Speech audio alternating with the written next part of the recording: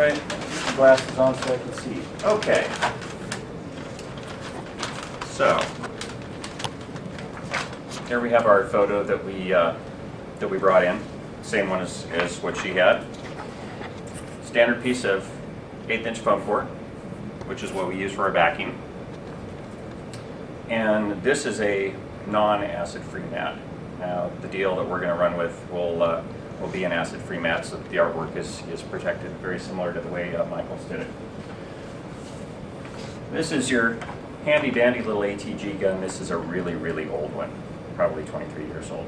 The newer ones are pretty yellow and a little fancier than this, but this still works and does the trick. This is artist tape. It is pH neutral, so it's not going to damage your photo either. This is how most places will mount this to the actual mat. Now, there are some places that will do a heat-treated mount, which they can do, but it generally runs about twice the cost. And typically for this, kids are trying to keep the dollars down on the mount. This is a perfectly acceptable way to do it. I've been doing photography for a long time. It's the way I do most of mine. So, take your tape and you run it right along the line of the photo. Basically on the back, covering about half of it. Take your mat, bevel side out, and just touch it there to line it up a little bit, and then we can finish our alignment on here. Most of these will have an opening that's a little bit smaller. It's going to cut off a little bit of the outside, but that way you don't have to worry about white showing around the outside. It's kind of distracting. Okay, so once that's on there, we flip it back over. Make sure that it's all nice and secure, and it's a hinge mount. When it's hinged like this, of course, living in Oregon, we know we have a lot of moisture. Paper expands and contracts depending on what the moisture content is. If you were to attach this thing on both sides, you'd get it to crinkle and it would warp and have all the waves and stuff in it. This allows it to move freely. Now we take our neat little ATG gun, and this is a special ATG. It's called 969. It's a high tack. There's a number of different products out on the market. This one we like to use because it adheres a lot better than some of the other tapes. And this is very, very different from what you might see in the store. Like if you're going to go into Fred Meyer's, you can get the roll of double stick. It's really thick and hard. The adhesive on that is nowhere close to what this stuff is. You put that stuff on, and it'll last you a couple of weeks, and then it starts to pop back off again. And that's kind of what we're trying to avoid. What about the dots that you can buy that are really The thick ones? The thick. Yeah, what that does is that will keep a barrier here. I mean, you could put that all the way I around. mean, that's what we've done, and it lasts. You'd have to have it sealed, but I mean, it's pretty expensive.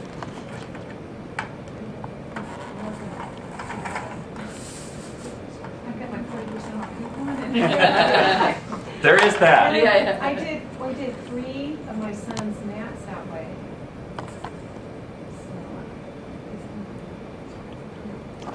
And you did that in a continuous. Yes, goes all the way around. You have to have everything closed off on here. There are ways to shortcut this, which a lot of places will do. And once that is on there, you get a nice steady seal. Don't have to worry about it coming apart. That's not going anywhere. And basically looks just like the Michaels one. Is that tape really good for humidity resistance and all that too? Yeah, it is. Now, real quickly, I'll show you what a lot of folks will do to shortcut on this stuff. Yeah, that might not work. And they're going to put this on here, and hey, it'll stick until you get any kind of moisture, any kind of things, and it's going to pop right off. And that's when you end up with your stuff that falls down on the ground.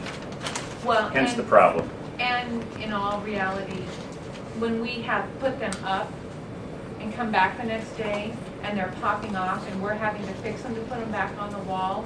We tried to take photographs 2 years ago in there of that. That's exactly what it was, little L shapes in the corner or little tabs, like sporadically around instead of a continuous stream. And that's what we're seeing on stuff that's falling apart. What we also need to realize is this artwork is generally really important to the kids for doing it. And you want to protect it. So you might as well spend a little bit on the front side and have something that's going to last for a long time rather than something that's, you know, going to be gone in a couple of years. That's that. So I talked with the district manager today, and we worked out a deal for 4-H. Basically, we will do 3 different sizes of standard mounts. We'll do 8 by 10, 11 by 14, and 16 by 20. What it will encompass is a standard size archival mat, so not paper, it'll be archival, so you don't have to worry about the acid leaching into the photo and damaging the photo. Custom cut with a single opening, so if you've got kind of an oddball photo, they will actually cut it to something non-standard, whereas if you're going to buy something off the shelf, it generally comes in all standard size openings. So that's a benefit there. And then it'll be acid-free backing instead of the regular foam board, which has a little bit of a different texture on it, but there again, that will keep the acid from leaching into the photo. You know, things start to yellow after time. It doesn't take long for that, especially when it's not framed. So we do the 8 by 10 for $8, 11 by 14 for $11, and 16 by 20 for $16, which is about, 16 by 16 bucks was what you got. That was the 11 by 14. Yeah. From my book. The 8 by 10 is the size of the mat, Yes. not the photo. Yes. 8 by 10 is the outside dimension, so it goes up to 16 by 20. Which is the largest size any photo can be. And make it state fair. No. So I've been on both sides of the table. I mean, I've done judging both at county and at state. You really appreciate when you see stuff that's put together well and not falling apart. Thank you. Any questions? Now, I can kind of see, but does it matter how far, stripping across? Mhm. Is it like half an inch, close to the top? Where do you put the strip? The transfer tape, Uh-huh. basically just right on the outside, Yeah. And do a full. all the Yes. way around, yeah. all the way around, complete seal. So, do you have some stores available in Tiger, Sherwood? Oh, we do. Yeah, Where's there's, the location? What's the There location? is, so it does any frame locations or frame central locations, not Beers. So there's one in Bethany, one in, So Ashley, can you send all that? yep, So we can have the, so we can include that. yeah, there's a Bethany, Tiger, Pearl District, Yep. and Selwood area. Okay. so four different ones. We could have extended it to our traditional stores, but the problem is I know that a lot of times this stuff ends up being kind of last minute, Yeah. and our traditional stores send all their work out to our main manufacturing facilities. The frame centrals are kind of self-contained. They can cut all the mats on site. They have the foam board. They have the mats, so they can just do it when you go in there. They try and get stuff turned around in an hour. If they're not too busy, they can do it. They can usually do it on the spot. What do the 4-Hers need to bring in to show that they're a 4-H member? Actually, you don't even really need to show that you're a Say 4-H 4-H. member. Preferably, if they brought in this, we can Yeah. ensure that they're going to get the right thing. Yeah. As she alluded to in the test that we did, framers have a tendency to say, well, I know exactly what they want. I don't need to see this, so here, you have this back. Which can lead to getting the wrong thing Yeah. done, because everybody's got their own idea of how things should be properly framed and matted. This is the correct way. Michael's was the correct way too. It was actually a really nice job. So I learned something in the experiment too. So Any other questions? Will those handouts be in the office or what? They're, Yeah. they're gonna go on in the newsletter for sure. I'm gonna And they'll send be it on to the Darcy website, in too. the next 24 hours. I do have a question since when I check in people on the day of fair judging. Just send them back to me, because ultimately, if it's not sticking together correctly, or it's not the right size, or there's something else wrong with it, I'll be the one to tell them no. Okay. Well, and like last year and the year before, people who brought stuff in that was incorrectly done, I took them, and in most cases an adult was with those kids, I took them all back and showed them, this is the way it needs to look. This is the way yours is, so that they could actually see, oh, it's not completely back, it's just the little cutout portion just over the photo, it's not complete. That's hard to understand unless you can see it, and every kid that I sent away was given the option to come back and look at how it needed to be before they left, so they understood.